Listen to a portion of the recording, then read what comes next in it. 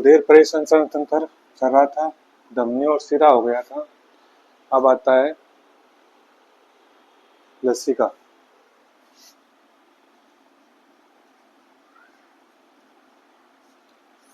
लसिका के ज्यादा क्वेश्चन तो नहीं पूछते, फिर भी पता होना चाहिए आपको लसिका का। लसिका में क्या है?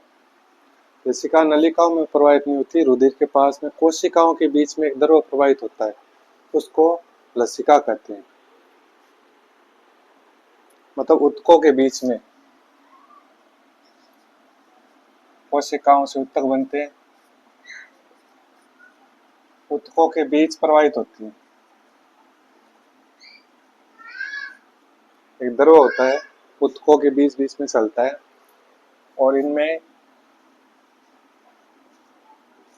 प्रतिरक्षी कोशिकाएं पाई जाती है। प्रतिरक्षी एंटीबॉडी।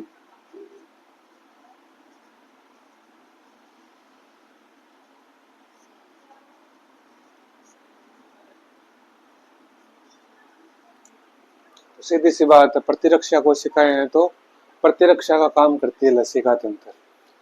अब इनमें एग्जाम में जो पूछते हैं लगभग लसिकांग पूछते हैं। हमारे शरीर में लसिकांग होते हैं। लसिका तंत्र है जो, वो एक तो लसिका ग्रंथि,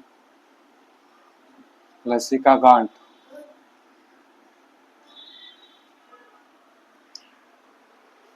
लसिका गांठ होती है। लसिका गांठ लिम्फ नोड बोलते हैं, जैसे गले में टोंसिल होती है, लसिका गांठ है। ये प्रतिरक्षा काम करती है, जरूरी होती है। एक लसिका वाहिनियां होती है जिसमें लसिका बहता है ऊतकों के बीच में, लसिका वाहिनियां। और एक मुख्य ऑर्गन है प्लीहा, जिसको स्प्लीन बोलते हैं, स्प्लीन या प्लीहा। ये लसिकांग भी है, रुधिर का निर्माण भी करता है, और रुधिर के लिए कब्रिस्तान भी है। आरबीसी का कब्रिस्तान भी बोलते हैं। जैसे रुधिर का निर्माण मैंने पीछे बताया था,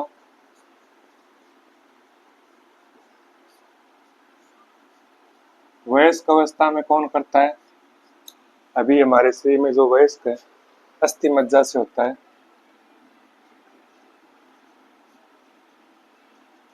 जो कि हड्डियों में होती है, बोन मैरो बोलते हैं। और जो भ्रूणीय अवस्था में,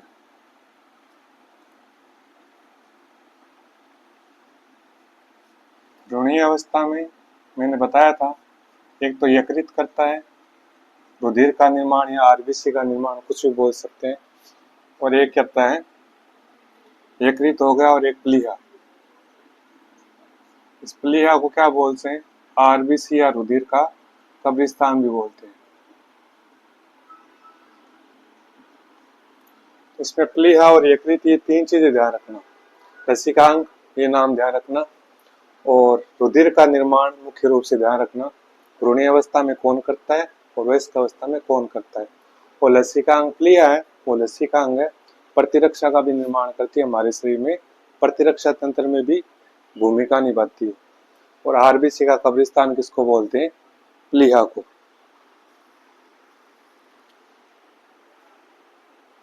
और एक ब्लड बैंक भी बोलते हैं।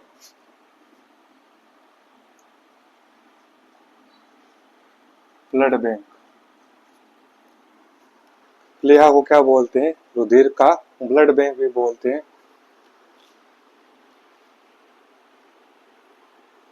अब रुधिर की बात चली तो रुधिर से संबंधित एक मुख्य रोग आता है एनीमिया।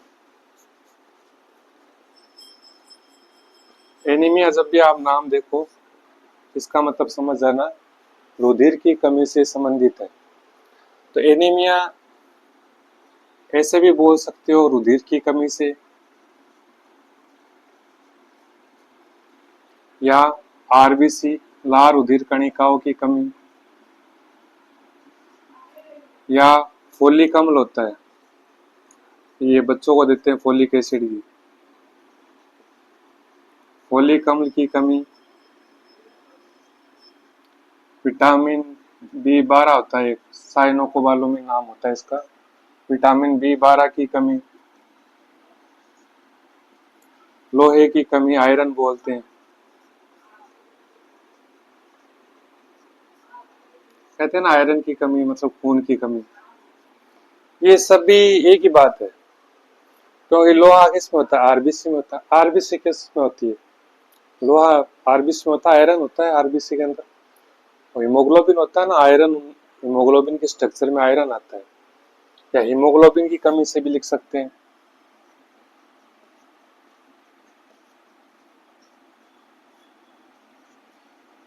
ये एक दूसरे से जुड़े हुए हैं। लोहे की कमी मतलब हीमोग्लोबिन की कमी, हीमोग्लोबिन किस में होता है, आरबीसी में, तो आरबीसी की कमी। आरबीसी किस में होती है, रुधिर में, तो रुधिर की कमी। ये कुछ विटामिन है दो, इससे भी रुधिर का उत्पादन होता है, तो रुधिर के उत्पादन में सहायता करते हैं, तो इनकी कमी से भी एनीमिया हो जाता है। तो ये जितने भी है क्या है, एनीमिया से संबंधित है। आप जब भी ये नाम देखो इसका मतलब क्या है, ये रोग क्या है, एनीमिया है। तो एनीमिया में ये ध्यान रखना। अब बात आती है हृदय की, क्योंकि रुधिर हो गया, धमनी शिरा हो गई, लसिकांग हो गए, रोग हो गए रुधिर से संबंधित कमी से। अब एक हृदय बचा है जो कि पाठ भी इसी पर ही आधारित है।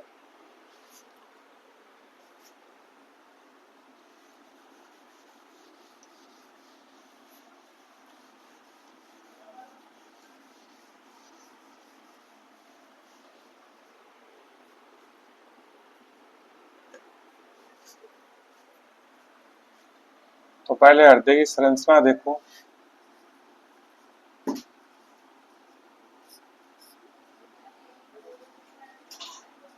जो एग्जाम में पूछते हैं वो बता रहा हूँ मैं, जिस जहाँ आप पूछ सकते हैं आपको। तो इसके बारे में समझने से पहले आपको इसकी संरचना पता होनी चाहिए कि हृदय क्या होता है, क्या क्या चीज होती है उसमें।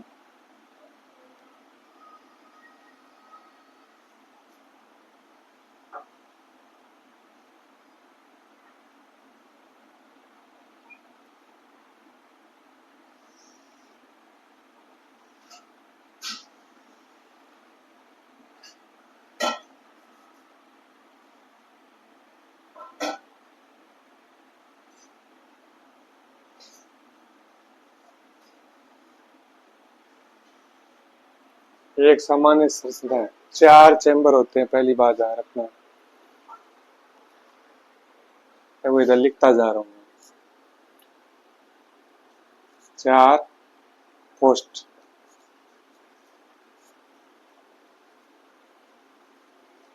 4 चैम्बर होता है हृदय।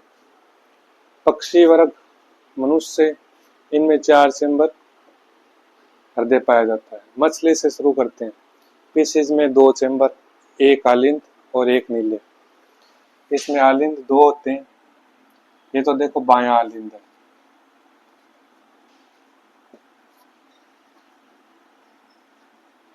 सॉरी दायां, क्योंकि बोर्ड की तरफ से ये दायां हो गया, अपनी तरफ से बायां है। ये क्या है, दायां नीले। ये बायां आलिंद,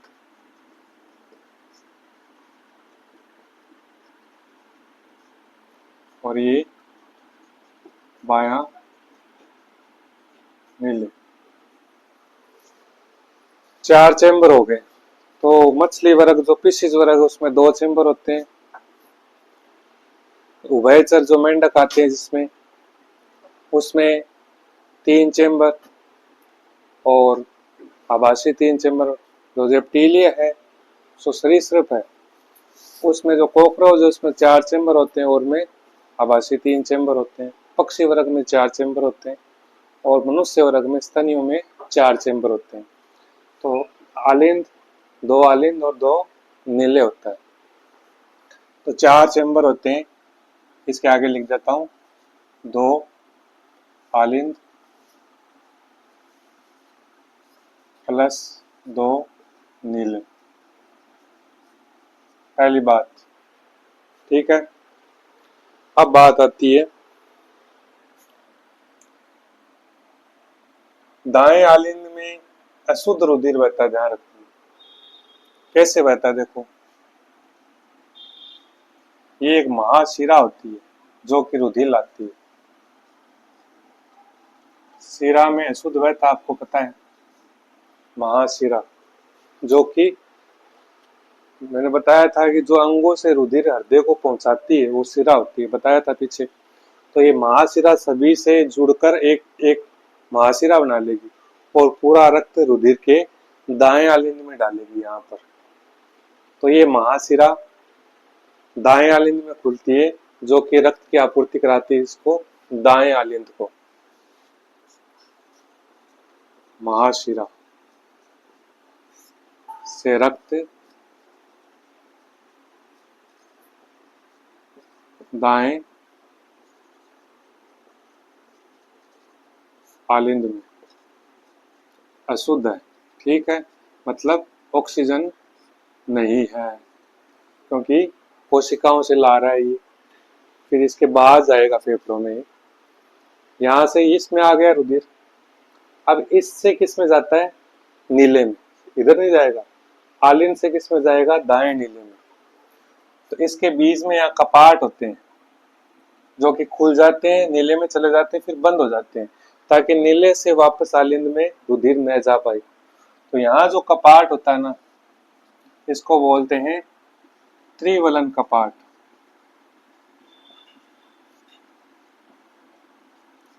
ट्राइकैप्सिड वाल्व, त्रिवलन कपाट। त्रिवलन कपाट कहाँ पाया जाता है, एग्जाम में पूछते हैं। त्रिवलन कपाट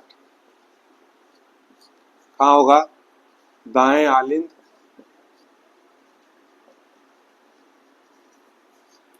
व दाएं नीले के मध्य, ठीक है। फिर आ जाओ, रुधिर दाएं आलिंद में आया अशुद्ध और इसमें नीले में चला गया, दाएं नीले में। अब दाएं नीले से एक धमनी निकलेगी, ठीक है, और वो धमनी है, मैं यहां ले जा रहा हूं, ठीक है।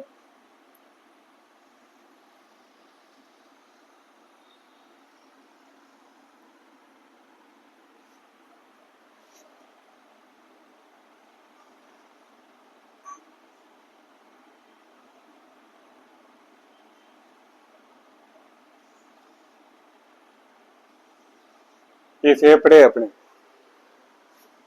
लंग्स हैं, फेफड़े, तो लंग्स को जाती है, इसको बोलते हैं फुफ्फुस धमनी।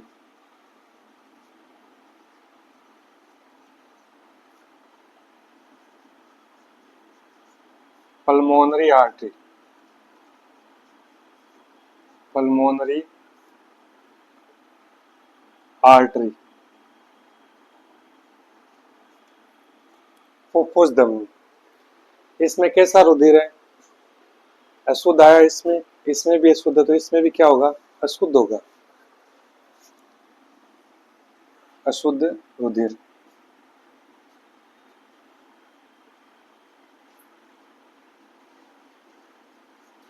तो मैंने आपको धमनी शिरा में बताया था कि एकमात्र ऐसी धमनी है जिसमें अशुद्ध रुधिर बहता है, फुफ्फुस धमनी, पल्मोनरी आर्टरी, ये रही वो।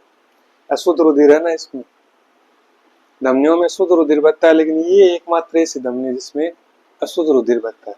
क्यों, क्योंकि दाएं नीले से निकल रही है। अब फेफड़ों से जब वापस आएगा ना, तब शुद्ध होके आएगा, मतलब ऑक्सीजन मिलकर। तो यहां से एक वापस शिरा निकलेगी और ये बाएं